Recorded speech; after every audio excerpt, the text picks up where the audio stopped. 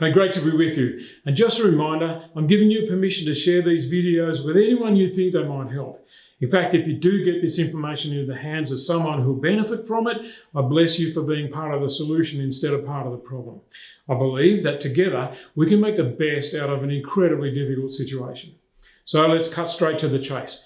Helping people is definitely more complicated than asking them if they're okay and assuming that when they say yes, that they actually mean it. So first cab off the rank when it comes to helping those who might be struggling is to understand that many people are not just struggling with what's happening right now, they are often fiercely critical of themselves because of the state they've got themselves into. They are often very keen to not display signs of distress. Their self-judgment often shows up as anger directed towards those offering help simply because the help arriving is a reminder that they, in their own eyes, have failed. So you'll need to be pre-prepared if you're going to successfully deal with a hostile reception. And that preparation is often just a need to remind yourself that many a harsh word has been uttered by someone who later on wishes that they could take it back. That means not taking anything personally, despite the fact that it looks and sounds exactly that way. Now, along the same lines, you may not be thanked at all, let alone thanked profusely for the help that you selflessly deliver. These videos are an excellent illustration. Somebody's going to find the time to be critical of them. Do I care? Well, only a bit, and that's because I've never been a fan of copying and bollocking, even if I've earned it. But also I couldn't give a rat's. I'm satisfied with my intentions and my execution, especially within the short time frame. So for me, the trolls and the keyboard warriors can satisfy their urge to bag and belittle as much as they want. I'm just glad that I don't have all that anger and bitterness flooding through my brain.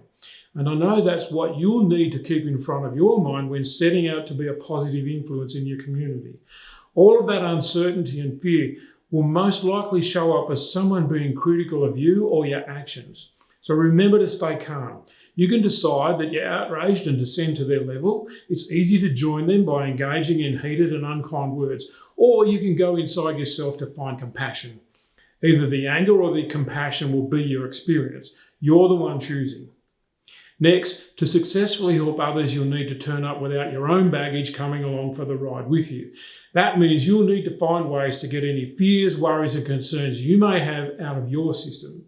By far the quickest and also probably the easiest way to do that is to speak openly with your coach or your confidant. Make sure these chats are not about seeking solutions to problems. They should simply provide a safe place where you can let go of all of that stuff you're hanging on to. Which brings us to the next concept in helping others, because in many ways, this kind of heart-to-heart is a model for how most effectively you help other people anyway. When you listen with an open heart, suspending the desire to provide answers or solutions, you allow the person who's doing the talking the opportunity to unburden themselves. Switching off your own feelings and desires so that you can be fully present and truly hear what they're saying is 90% of being useful. When someone is unburdening in this way, you're a part of transforming their life. If you keep your focus on them and staying intimately connected to them while they talk, you'll find that often they come up with answers and ideas that are in many ways perfect. Be careful in these kind of situations because your ego may grab the opportunity to praise you for your wisdom and ability to do transformative work. I'd counsel you to remain humble. Choose to be honoured that they let you into their private world. Of course, it's imperative that you avoid taking an instructional approach. Telling Aussies what they should do or say or how they should behave is more likely to create pushback than compliance. So bring cool, calm and collected into the room with you rather than tell people that's what they should be, even though that's probably what they should be. Look for opportunities to change the direction of negative conversations. People naturally ramp up fears and sensationalise situations, and if left to their own devices, they can talk themselves into a state of panic, as we've so clearly recently seen. God knows how many millions of toilet rolls are jammed in wardrobes, how many cans of baked beans are propping up the garden shed, and how close to bursting with mincemeat most freezers are. But the motivation for it is all unfettered alarmist emotions allowed to run riot. Sometimes you'll just need to bring simple logic to the table, but you'll have to do it in a calm and reassuring tone, because if it isn't heard the way that you will sound it to be or you want it to be, then you're going to sound like you're arguing, and that creates conflict.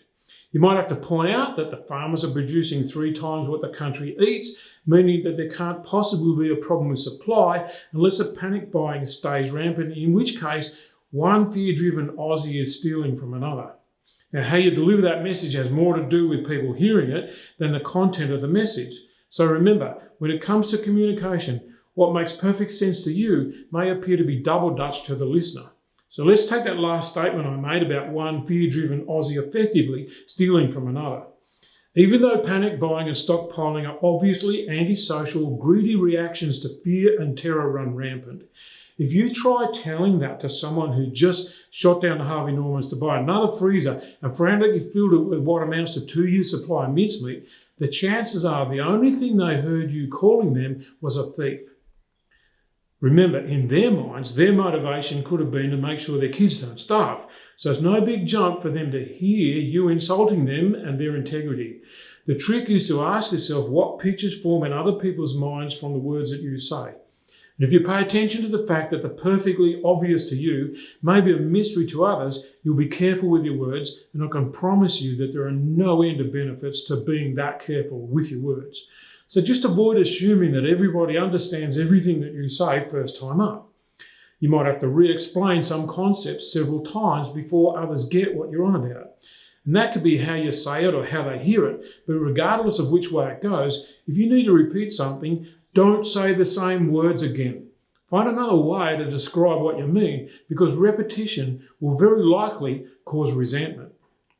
Now, another concept that works really well with people who are struggling is your sense that everything can be figured out and that we're all going to be okay. Now, I'm specifically recommending you don't say, I'm saying you should all act like it. We all know we have massive hurdles to jump. That's a given. But you can set about tackling how to get over those hurdles cheerfully and positively, or negatively and desperately. People who are suffering need you to be positive and cheerful because they can't.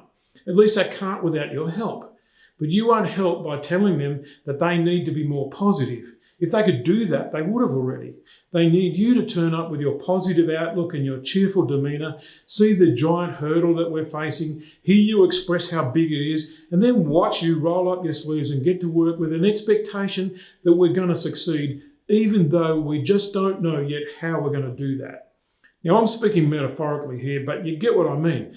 Be the one who brings a message that we're going to get through this. If you really want to help, you'll get involved in community building. Normally that would be like running a barbecue for the neighbourhood or manning the cake stall at the footy, but because of the need to be properly socially distanced, it's going to look more like individuals doing things that add up. For example, the daycare centre my 3-year-old granddaughter goes to rang their toilet roll supplier and asked if they could get a bulk delivery. Well, it turns out they could. So they then emailed everybody and asked if they wanted a box or 2 with heaps of dummy rolls in it. So then the semi-trailer turns up, people came along with their $50, handed it to the treasurer, they collected their box of donny rolls, and the daycare centre made a fortune. No cake stalls, no appeals for donations, no dramas, and the daycare centre is rolling in money. Everyone wins. That kind of thinking is where we need to go. So get your thinking caps on about your community and how you could all band together, but separately, and pull off some significant moves.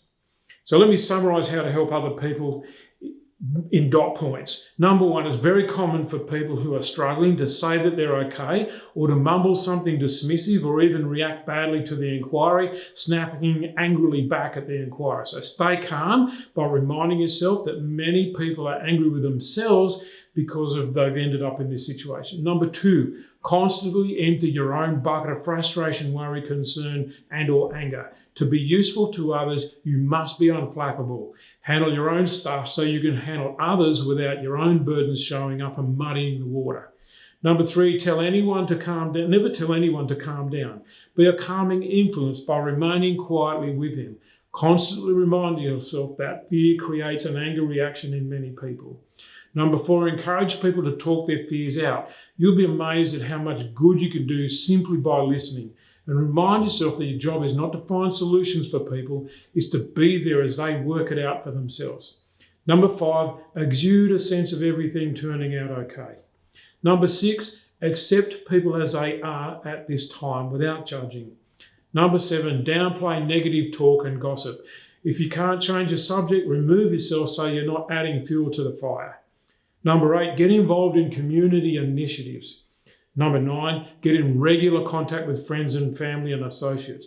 Pick up the phone more often than you normally would. Number 10, go out of your way to create the emotional circumstances in which you live. Deliberately make things fun or uplifting or interesting according to the feelings that you want to experience. Number 11, choose who you really want to be and act accordingly. Number 12, decide on how you want to show up in the world and get on with being that person. I hope this has been helpful. If we can be of any assistance, reach out.